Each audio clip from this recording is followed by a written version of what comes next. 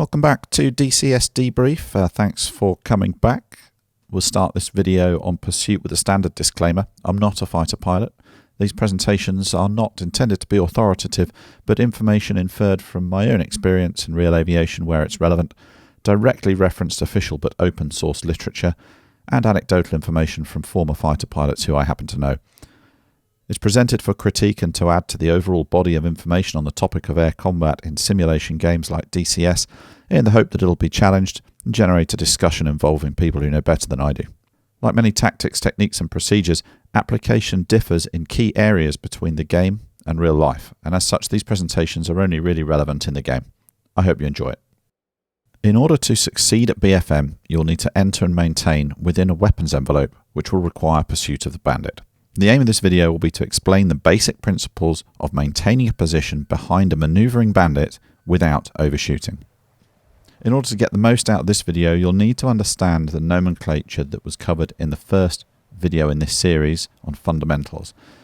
You'll also need to understand the difference between turn rate and turn radius, which I discussed in the last video. So we're not yet talking about specific BFM tactics and techniques, but you will need to gain proficiency in these fundamentals in order to be able to grasp the more advanced principles later on and understand their significance in the BFM arena. The tail chase or follow the leader exercise that you'll be able to fly by the end of this video is again not a specific BFM technique, but it will help you understand the fundamentals of pursuit. I'll link to a mission file in the video description that will provide you with the basic PvE follow the leader exercise so that those of you who don't have ready access to the multiplayer environment or a ready supply of other people to fly against can do your own practice. So as always, let's start with some definitions. First of all, plane of manoeuvre. In the last video, I explained that aircraft don't only manoeuvre in the horizontal, but can also exploit some of the benefits of working in the vertical in order to gain an advantage. The orientation in space of an aircraft's two-dimensional turn circle, whether that's horizontal or vertical, is referred to as the plane of manoeuvre. And it's usually aligned with the aircraft's lift vector. So it's not limited to just horizontal and vertical, it could be anywhere in between. And when it is in between, it's referred to as being oblique. The bubble. The bubble is an absolutely critical concept to grasp if you want to have any hope of being successful in BFM. The bubble is the volume of airspace that will be taken up by an aircraft carrying out a maximum performance turn. In effect, it is the aircraft's turn circle extruded into a spherical bubble, and it's considered with regard to the aircraft's instantaneous turn performance, and therefore an aircraft will always manoeuvre around the surface of their bubble, with the post at its centre. Because its dimensions are defined by the turn radius, an aircraft can never enter their own bubble.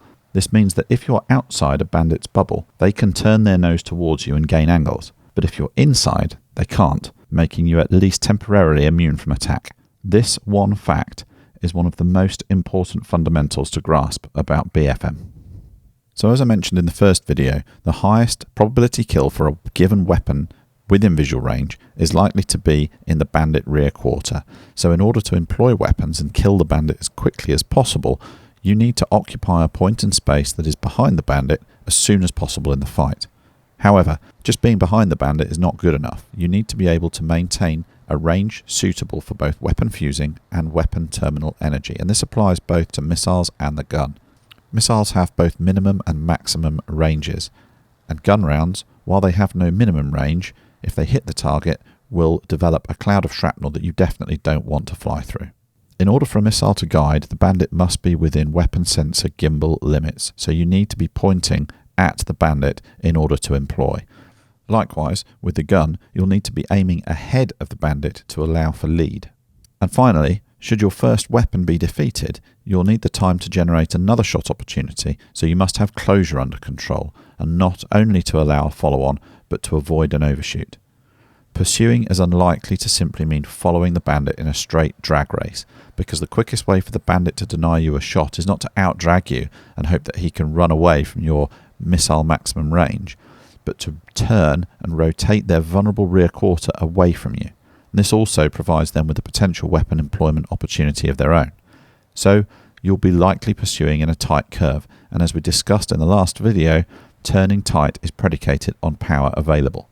so you will likely have limited ability to control closure with power because your throttle is going to be hard against the afterburner stop. Therefore, you're going to need to fly different pursuit geometries in order to solve these range, angles and closure problems.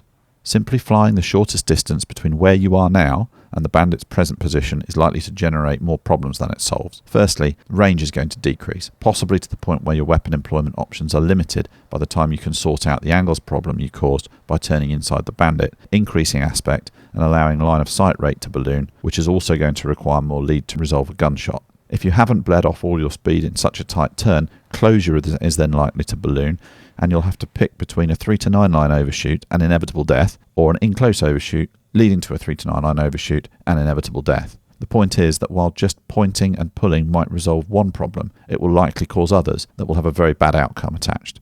So there are 3 possible pursuit geometries, depending on the situation and the bandit's manoeuvre. All 3 are necessary to get your range, angle and closure problems solved in a way that will allow you to control them and not the bandit. The first of these is lead pursuit. Lead pursuit aims to fly a shorter path towards where the bandit will be in the future by effectively predicting where the bandit will be in a few seconds and pointing your aircraft there. A shorter flight path means that even with limited power margin, range can reduce, but as you're almost certainly turning inside the bandit, aspect will increase and line of sight rate might increase too. Lead pursuit is flown by pointing the nose ahead of the bandit along their flight path. The benefits of lead pursuit are firstly that it is necessary for a gun solution. Lead pursuit also collapses range rapidly and increases closure, and this might be to your advantage. The drawbacks of lead pursuit are that it increases aspect and could lead to an in-close overshoot.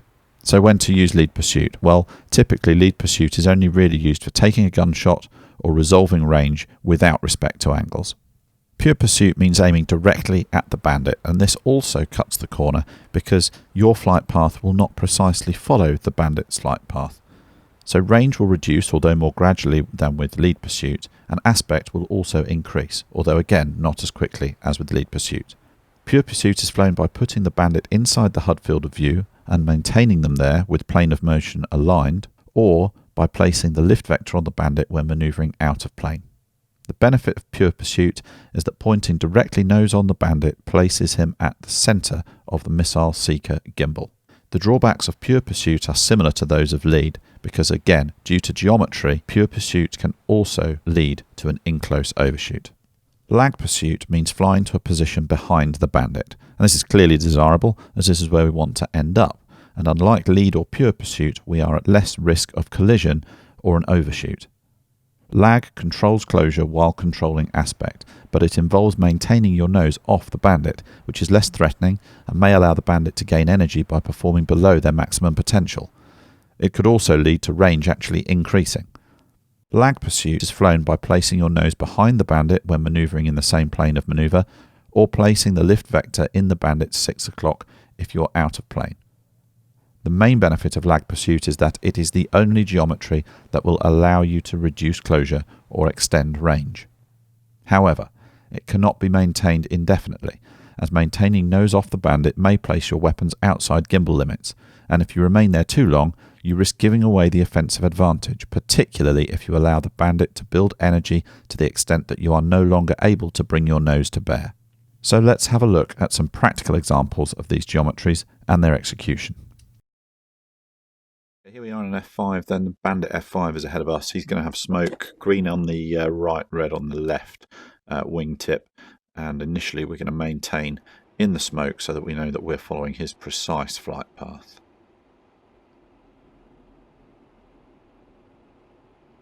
So round we go then, just skimming the smoke. There we go. Okay, so we're following the precise flight path of the bandit. Now note his position in the canopy as we do. Maintaining the smoke.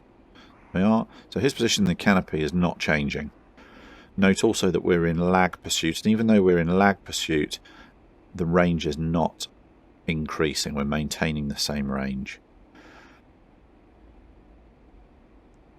If we had an overtake, we'd be able to accelerate around the corner, catch him up and gain some angles that way, but we don't. So he's leveled out, we're going to level out. He's now going to enter a loop. He's going to start going up, we're going to follow him, And again, we're going to follow the same flight path, but note as he goes up, he's going to start decelerating before we do. So a bit like being in a queue of cars on the motorway, we're going to get that concertina effect. He's going to slow down before we slow down, and we'll get closer together over the top. So you can see that range collapsing there, and aspect increasing slightly as he gets God's G over the top. And now watch what happens as we go down the other side. So he's going to start to get the benefit of gravity before we do this time, so he's going to accelerate away from us. You see that range extending now as we actually struggle to maintain his flight path because of my poor energy management. Okay, this time when he enters a turn to the right, I'm going to go for pure pursuit. Watch what happens to the range and the aspect. So there he goes. I'm going to roll and go pure. So we're pointing straight at him. Note how much we're cutting the corner. Well out of the smoke now. Look at the aspect building. Look at the range decreasing. As I continue to try and pull, I can no longer pull and maintain nose on the bandit, and we're going to get a flight path overshoot. Only a slight one. Probably not too much of an opportunity for him to reverse and gain an advantage out of that. And we can settle back into his flight path now. So this time as he pitches up into the loop, we're going to try and keep a constant range from the bandit. So as he pitches up, to avoid that concertina effect, we're going to go initially for lag pursuit. So you're going to let him go. We'll then pitch up, maintain range by using the lag.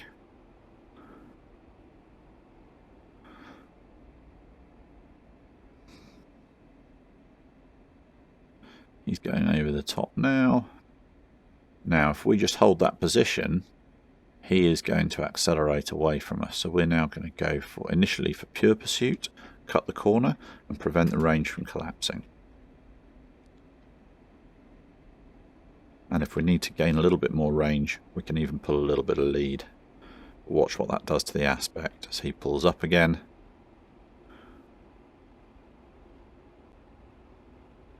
We're almost at 90 aspect there, and we're definitely going to get a flight path overshoot here and a possible reversal opportunity there if we were in anything other than pure vertical. We're going to use a little bit of lag to let him get ahead of us. It wouldn't be this close, of course, for real.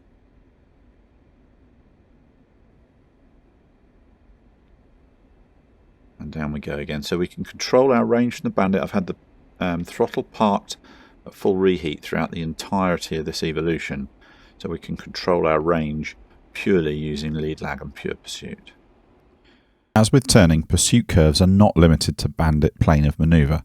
Such manoeuvres are known as out of plane. You can execute lead pursuit out of plane by rolling to place your lift vector ahead of the bandit and pulling to max perform the jet. But as the bandit manoeuvres, you will then need to moderate your roll in order to maintain your lift vector in the correct orientation. This is often trickier than it looks. You can execute pure pursuit by placing your lift vector on the bandit and pulling, but again you will need to moderate your roll while max performing. While missiles can be fired out of plane, probability kill is affected as the bandit is going to be moving towards the edge of the seeker field of vision and not stabilised in the centre of the gimbal until the missile can manoeuvre. Out-of-plane gunshots have a very low PK. You can execute lag pursuit out of plane by placing your lift vector in the bandit's 6 o'clock, deliberately pitching away from the bandit's plane of manoeuvre and then adopting out-of-plane lag geometry is a common method of avoiding an overshoot as a last resort. So we've discussed the specific pursuit geometry required to gain and maintain weapon envelope, and I will talk more about weapon envelopes entry and maintenance in later videos. A combination of all three pursuit types will be necessary to control range, angles and closure in order to maintain an offensive position behind the bandit, and this process is not formulaic.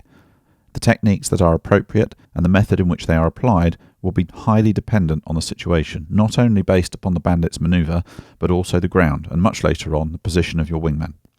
Utilisation of out-of-plane manoeuvres is often necessary to solve range angles and closure problems, even when the bandit manoeuvres purely in the horizontal. These techniques will be vital to your success in BFM, so practice is essential. It's not particularly cool, and it may be boring, but like anything, the more you practice, the better you will get, and the control inputs will become second nature. aim to fly as smoothly as possible to minimise your energy depletion. So you can either set up your own pursuit mission or download mine. There are a variety of aircraft to choose from, but you'll be flying against a low thrust-to-weight ratio aircraft in mine. Once you're familiar with the techniques, you'll benefit from flying these manoeuvres behind targets of the same aircraft type as you, and then in aircraft with different but equivalent or greater performance potential. If you choose to practice in multiplayer, the lead aircraft should remember that the aim is not to throw the fighter off their tail. It's to provide training opportunities to use the 3 pursuit techniques, so it's not competitive. If you found this video to be useful, please like and subscribe. It lets me know that there's interest out there, and it will keep you informed as I release more videos in the future. If you didn't like the video, if I didn't explain something properly, or you thought I didn't address your specific questions, then please comment and leave a thumbs down if you thought it was that bad. And if you're a fighter pilot, or you know more about this than I do, then please tell me so in the comments and help educate us all. Enjoy the practice. I'll see you next time.